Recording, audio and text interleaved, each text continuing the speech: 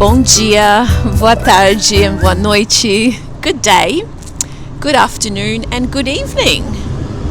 Today is the 10th of June 2023. I just lost the year for a second there. I was like, are we 22 or 23? And I am sitting, you could probably hear, let me just be quiet for a second.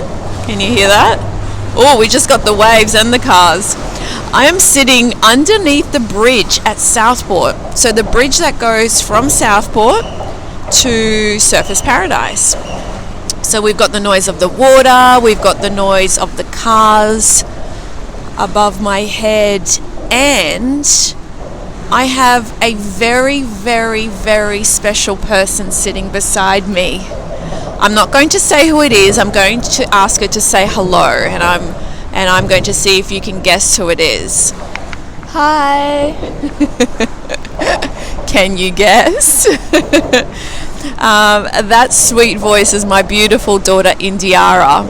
So this weekend, Indy, my husband Gilbert, and I are at the Gold Coast staying with my parents. And I said to Indy, come for a walk. Let's go film my vlogcast. So what we actually just did before, we got some Lime scooters and we went for a ride. And Indy, do you want to say, oh sorry, not scooters, a bike. We got Lime bikes. And they were so cool. It's my first time on it. And we rode over the bridge that I'm under. And Indy, what happened? What did you see when you turned back to look at me? She had crashed on the side of the bridge. Oh my God, I crashed into the railing.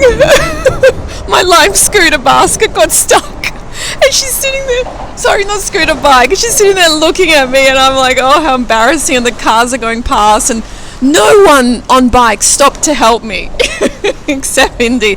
They're like, this woman's crazy, keep going. So my chest hurts because my chest went right into the what do you call it? The handlebars. Anyway, we did it. No damage to the Lime scooter, just damage to me, and Indy sitting here cacking up laughing. But anyway, she did take care of me.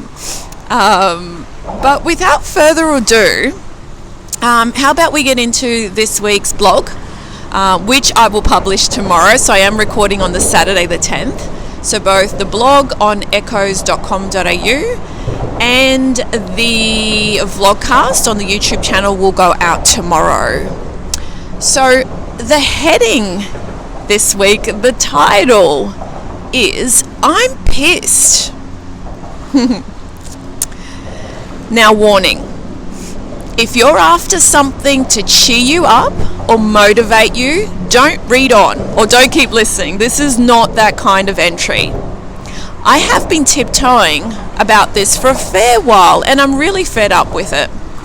It's time to let it out and voice it. And while I'm at it, here is a disclaimer.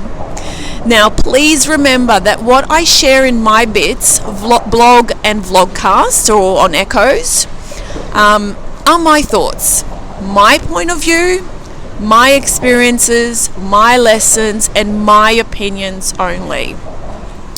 Always seek medical advice or treatment from an open-minded and trustworthy professional. Now, emphasis on open-minded and trustworthy. So let's get right into it, shall we?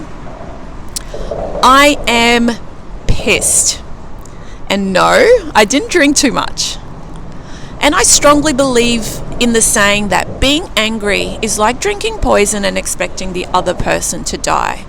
So I work very hard at not drinking poison. But this is a hard poison not to swallow. For the past few years or so, I have watched firsthand by that matter, close family and close friends change, and not in a good way. Now, although these changes vary in severity, they all consist of the same characteristics. Short temper, from being calm and understanding to short, rude and withdrawn. Lack of sensitivity and empathy, from being close and loving to distant and cold. Careless and motivationless, From caring, interested, and full of motivation to not caring, not interested in others at all, combined with a lack of motivation for anything other than a couple of things. Now, when speaking to close family and friends about this, they have noticed that they too have family and friends going through the same things, or they might have read something about similar stories about people experiencing this with their own family and friends. Now, then there are the overnight health issues. Again, the severity changes, but the sameness of the illnesses is really, really eerie. Fatigue and headaches, from vivacious and full of life to more often than not tired with a persistent headache. Strokes, from optimal health to strokes that leave permanent damage, and in one case of a close family friend, death. Cancer, from no signs of cancer to overnight stage 4 diagnosis, leading to extensive treatments and surgeries. Heart palpitations and heart attacks, from no heart issues to sudden ongoing heart conditions, leading to constant pain and palpitations, and in some cases heart attacks. Mental health issues, from ease and stability to anxiety and depression. Exacerbation of previous diagnosis, a rapid and acute development of a diagnosis that had previously been progressing slowly. Now, age has not discriminated here at all. The people I know and know of that have been affected by one or more of the above are as young as teens and as mature as in their late 70s. This really does break my heart for so many reasons. At this point, so many people would say, yeah, but things like this are normal, it's part of life. To which I respond, no, it's not normal. And the fact that many people fall into the traps of believing it is normal is beyond frustrating and really, really sad. Sometimes turning a blind eye to the facts take away the responsibility of having to face the responsibility of the wrong choice. If only people would give themselves the grace of having made a mistake, the grace to admit and look at ways to move forward from it, the grace to learn and grow while putting things in place to prevent the same mistakes from happening again, the grace of not beating themselves up and thinking they are a bad person for making a choice that did not end up being the best for them or their family. We've all effed up at some point or another. I have. You have. Grace be to you and grace be to me. Now, in this case though, did choice even exist? Many listening or reading this will say no, that they had no choice. But when people put their heads on their pillow at night, they will no doubt be honest with their inner being and admit to themselves that they always had a choice, but were not determined enough to go against the grain and make the sacrifices that a big fat no would have created. What choice am I referring to? By now, you probably already know that it's the choice to get COVID vaccinated. Which, by the way, is what all of the people I know experiencing the above illnesses have in common. They are all vaccinated with at least 2 doses. Again, at this point, many will be saying, oh, that's just a coincidence, isn't it? Do you really think that? Or is that your COVID vaccinated ego speaking?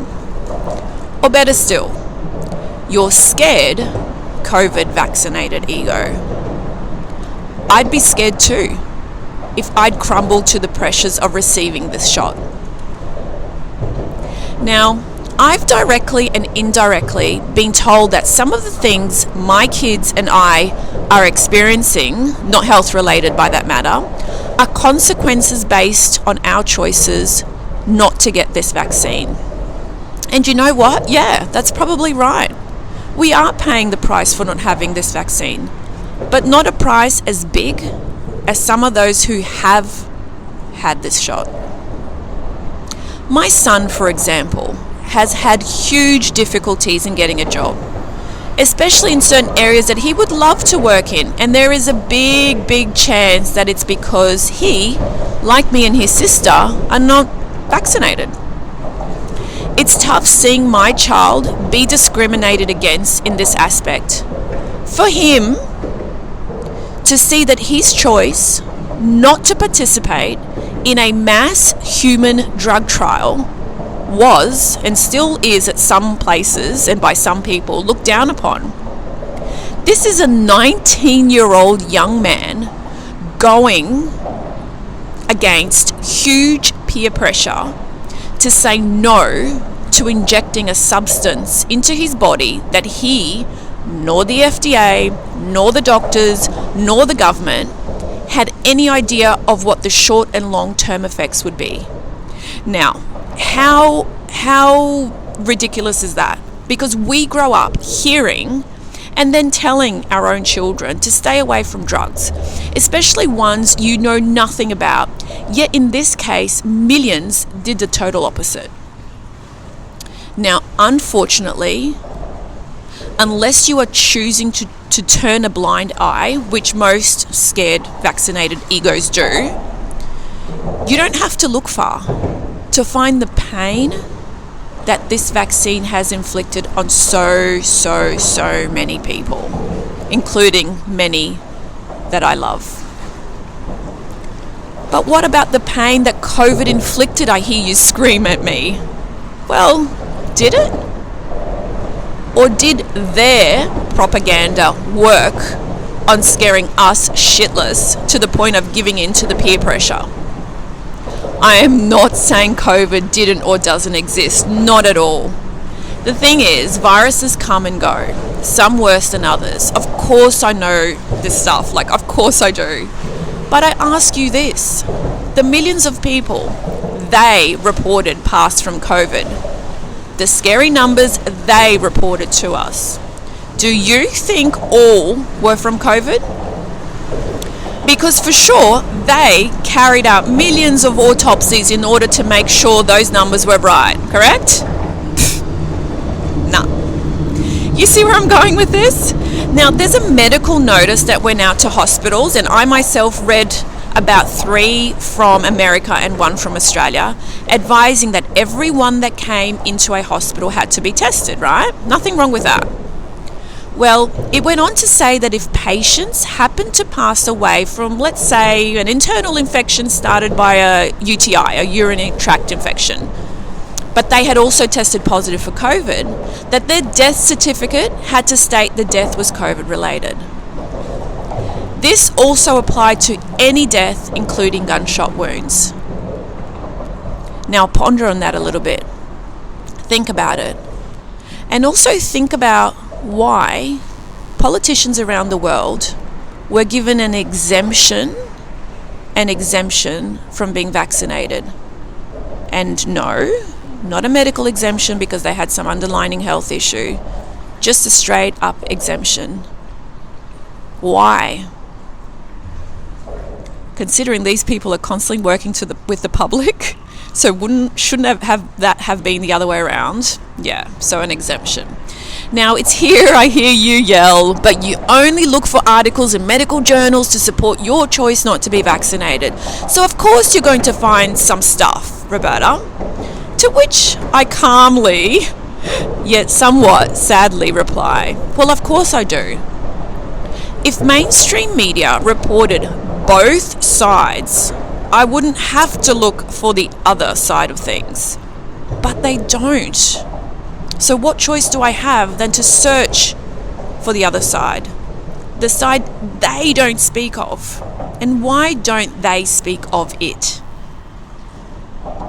If I didn't get curious and do my own research, I would be in the position of millions, with one side of the story in my brain, just one side of the story, not both, and multiple boosters in my arm. No thank you.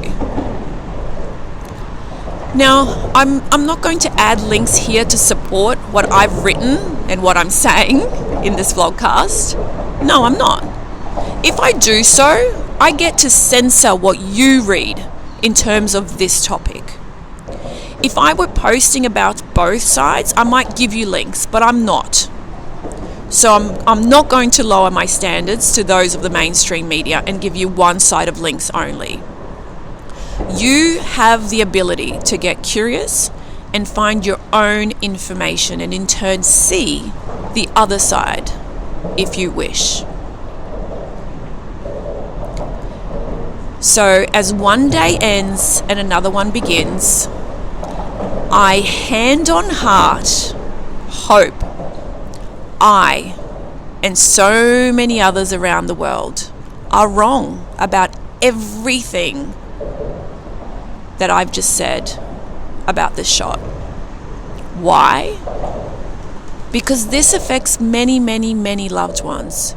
If I am wrong, I can always go get this vaccine years down the track if need be. But if I'm right, they, my family and friends, and you can't get unvaccinated. Please get curious. Please do your research. Please, I beg you, before you stick another needle in your arm. Now remember to be kind, be great, and be you.